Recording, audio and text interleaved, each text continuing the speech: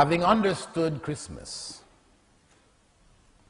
it is also important for us to understand the Islamic, or we shouldn't say Islamic, let us call it the Muslim substitute. Muslims, seeing this fervor with which Christians celebrated the day of birth of Jesus Christ, the supposed day, felt that since Muhammad sallallahu alaihi wasallam, in our belief system, he was a greater prophet than Jesus alayhi salam, then shouldn't we celebrate his birthday? If the Christians are making such a big show, shouldn't we do more, do better? So, 400 years after the death of Prophet Muhammad sallallahu alaihi wasallam, Muslims began to celebrate the birthday of Prophet Muhammad sallallahu alaihi wasallam. It began in Egypt as a national practice. Under the Fatimids, the Shiite rulers of Egypt, they started it. And the day they chose was actually the day, historically, on which Prophet Muhammad ﷺ died. The day on which he was born is actually not known. Though people say, no, but we know it is. No. Historians are not agreed on the day.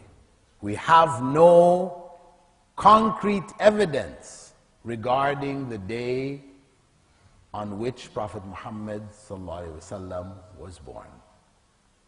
The only concrete evidence we have is the practice of Prophet Muhammad ﷺ to fast on Mondays, and when he was asked about fasting on Mondays, one of the answers that he gave was, it was the day on which I was born.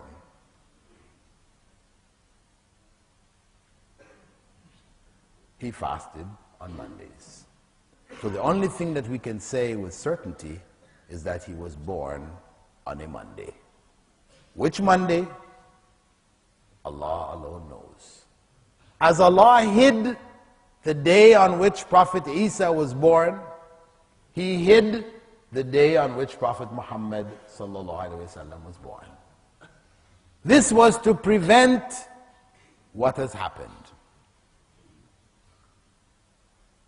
To make it difficult to leave evidence to people that people have gone astray in this matter. But the celebration of the Prophet ﷺ's birthday has no basis in Islamic teachings beyond fasting on Monday. So, as Muslims, this innovation, which has become widespread, beginning from Fatimid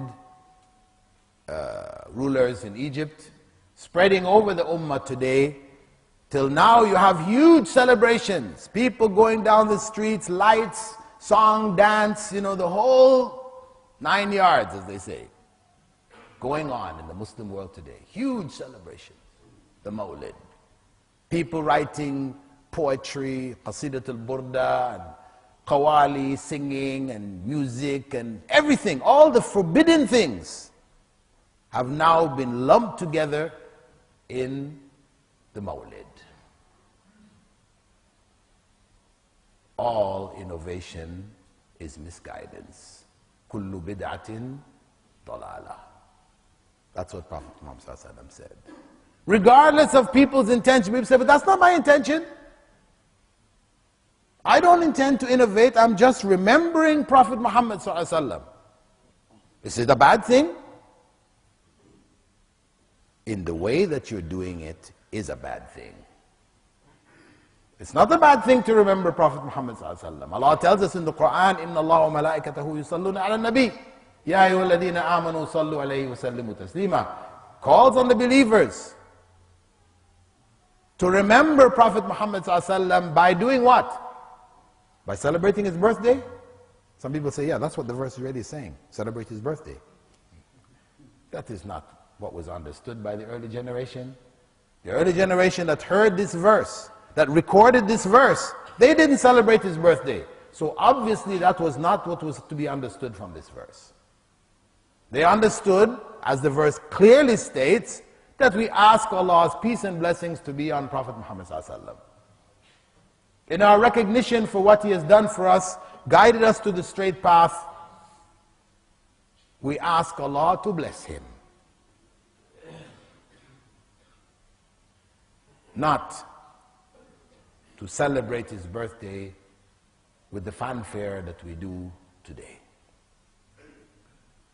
It being innovation, it is not surprising that it caused deviation.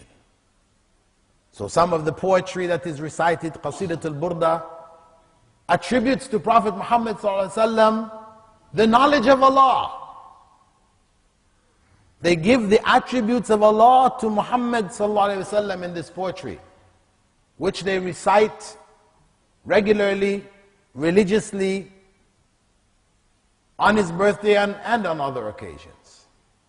Innovation, misguidance. Calling people to the worship of Muhammad sallallahu alaihi wasallam. And so we have Muslims today who call on Muhammad sallallahu alaihi wasallam. We see it in the masjids, where they will put a plaque on one side of the mihrab saying, Ya Allah. And on the other side it will say, Ya Muhammad. What does that mean? Ya Allah, Ya Muhammad. We understand Ya Allah. Oh Allah, answer my prayers. Ya Muhammad. Sallallahu alayhi wasallam, yes.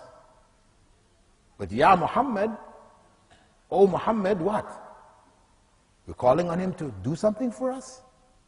People believe that today. And that is misguidance. That is shirk. Muhammad sallallahu alaihi wasallam can do nothing for us in this life. He did what he did. Each and every one of us who has accepted Islam, he is rewarded for, because we are a product of his work. So he benefits. But he cannot benefit us directly in that we can call on him and he will answer our prayers and do things for us. That is Allah. Allah said, Ud'uni astajib lakum. Call on me and I will answer your prayers. Only Allah can answer our prayers. And this is the true Islamic belief, and this is what we need to renew, put these practices back in their correct context. Renew our relationship with Allah subhanahu wa ta'ala, a relationship of ibadah, of worship, in the purest way possible. This is Islam.